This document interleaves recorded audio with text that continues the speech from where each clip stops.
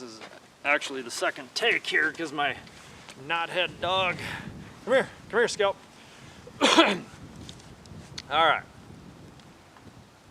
So, yeah, not much heat left here, but this is the working title that I'm going to work with on this is Blaze Your Trail. And so what I'm hoping this is to offer advice, wisdom, if I may be so bold, to young people, particularly young men. You can find more about my backstory, in my other videos. So I'm assuming most of the people watching this kind of know who I am, what I do, and it won't take you long to find that out. But I've often said one of the greatest blessings in my life has been the people that I've met. A byproduct of me becoming an Alaska hunting guide is I've got to share campfires with, spend, weather out storms in the same tent with these other guys, and you have like these intimate conversations. Don't look too far into the word intimate, but I mean, you get to know these guys really well. And so, a lot of these guys are my best friends. These guys that I guide, many of them I've guided several times. And obviously, as you're working with somebody and you're right next to them 24 hours a day for days or weeks at a time, you talk about your personal life. And I've had guys tell me things that they've never, a lot of these guys they've never told anyone before, because what happens in the mountains stays in the mountains, I guess, maybe. But my point is I've gotten so much great advice and so much wisdom from so many different people that it's changed my life. It's broadened my horizons, opened my mind, just given such direction to my perspective and focus in life. And I'm just so appreciative of that fact, and I recognize the value that has had in my life. And so I'm wanting to try to share some of the things. Many of these things I've figured out on my own, but probably most of them, I've had somebody nudge me in the right direction. And I'm going to try to give credit where credit is due, because I think that'll make for interesting stories. I'm going to try to share just some anecdotes, some little stories with these little life lessons that I've learned, because I know that there's a lot of people. I have a heart for young boys, particularly, that don't have a father influence in their life, and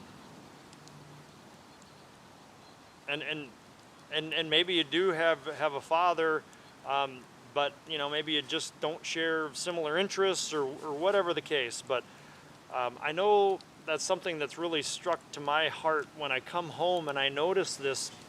I don't know if discord is the right word, but I lose connection from my children a little bit less now that they're getting older, as I'm away for a period of time. But I just want to help young people in any way that I can, and this is just something that I feel that I'm hoping will benefit others, particularly young men. But kind of the foundation of this, there's going to be some scripture involved in this, as I see fit, but sometimes probably not. But a big part of this and a big part of who I am, what I believe, and what I talk about when I travel around the country speaking, a lot of it comes down to the first book of Genesis. I believe it's the 27th verse, where it says that God created man in his image. And when I've read that, I probably read it several times before it really struck me that mankind, we're all created in God's image, but yet each and every one of us is unique. That tells me that there's a tiny seed of God in each and every one of us. And if we don't cast that seed out into the world, whatever plant that seed produces, whatever fruit that seed would produce, will never be. And the beauty of a plant and a seed is once you sow that one seed, you get a handful of seeds, you get those plants to grow, well then they'll cast other seeds as well. And you see that in nature, if you've ever paid attention in nature. And what the world doesn't want us to plant those seeds. The world wants us to just live our own life so that when we die, there's nothing, nobody misses it. Other, maybe a few people might miss you for a short, brief period of time. But ideally, the world has us so centered on ourselves that we don't do anything of value. We're numbed by entertainment. We're seeking fame and fortune, things of the world that have no lasting benefit to first God and second mankind, because those are the Jesus said the law of the prophets can be summed up into love God before all things, above all things, and love your neighbor as yourself. So I'm hoping that that everyone watching this, I'm hopeful that families will be watching this, really. And so the working title is Blaze Your Trail. And forgive me if I repeat this a little bit, because I had already started this and my dog went to make relations with the neighbor dog as she was walking by. But so as you go through the woods, you're in your, maybe you're going to some new honey hole or whatever, or you don't know where you're going, but you want to find your way out. You'll take a knife or an axe and you'll strip a little bark away from a tree, right? And that's so that you can get back there next time or somebody else can follow you. And so that's what the working title is. I just want to encourage everybody to know that you've got a unique trail. Don't follow the wide, easy path. There's going to be times for that. There's going to be times to follow the narrow path, but there's times where you need to strike out. I believe it in our lives. Everybody has some time where you've got to go do something where there is no trail. Nobody's done this before, and it's solely up to you. And again, that's another thing that the world will try to strip off from you from social media, TV, many, infinite number of ways. The world will try to get you to feel like you're less than, that you're an idiot, and it'll make you feel insecure so that you don't want to step out of the norm. You just want to do what everybody else does around you. That's why peer pressure is so damaging and dangerous, because you'll never you'll never find yourself. Okay?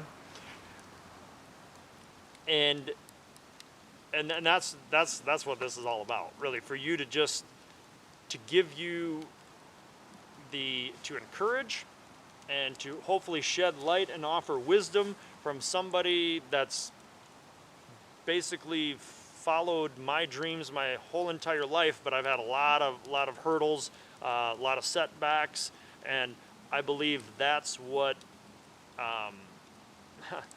that's maybe one lesson right there. You go through public school like I did, or any type of school where they can measure your progress, you're basically going to get graded by the things that you get right. In the real world, that ceases. Yeah, you might make a paycheck, assembling something or whatever, and you just get things right, for sure.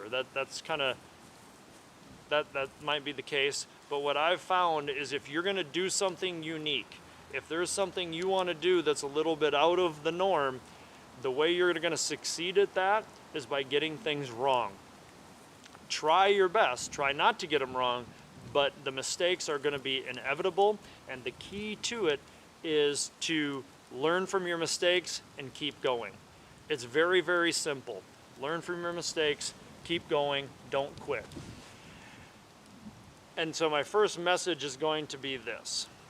That's maybe I've got two things in this lesson. I'm going to try to get them down to like one key point. But when I set out to go to guide school when I was just out of high school, I had put the money in. I was going to this guide school in Montana, and it was time for me to go. I'd worked at a factory for 10 months, saved enough money to buy a new pickup, and I was driving to Montana. I'd barely been into South Dakota once in my life. That's the farthest west I'd ever been. I hadn't been more than probably 250 miles from my house my whole entire life. And so, I mean, I was scared, and I wanted to back out. I wanted to quit. I remember I went to my mom and my dad. My dad really didn't say too much. He just said, well, I don't know, you do whatever you want to do. But I asked him, should I go to college? Should I stay here on the farm? Should I have kept my job at the factory? Or should I chase this crazy dream, you know? And my mom gave me this piece of advice. And it just, when she said it, I knew it was so true. And she said it from a place of love that I knew she wanted me to go. She wanted so desperately for me to go. She said, Billy, this is your dream. If you don't do it now, you never will. And so, like, that was all I needed. Just those, if you don't do this now, you never will. One sentence. That was all I needed. That was just enough of encouragement, a kick in the butt, love, all of the above. That was all that I needed to get started. And the hardest thing of like my life journey, or is probably about as hard as anything has been, was driving, leaving Turtle Lake behind. Like when I just remembered, it was somewhere between Turtle Lake and Clayton, Wisconsin. They're 4 miles apart. On that drive, as I was heading out west, all by myself, like I wasn't even entirely sure if I could even find Montana. You know, I mean, I had a big Rand McNally or whatever it's called, those big maps back in those days. I didn't have a cell phone. Yeah, no, I didn't have a cell phone. And I remember crying before I made it to Clayton.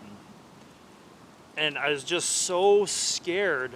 But I was so excited at the same time. And the key was I was scared of failure. What holds people back in this world is fear of failure.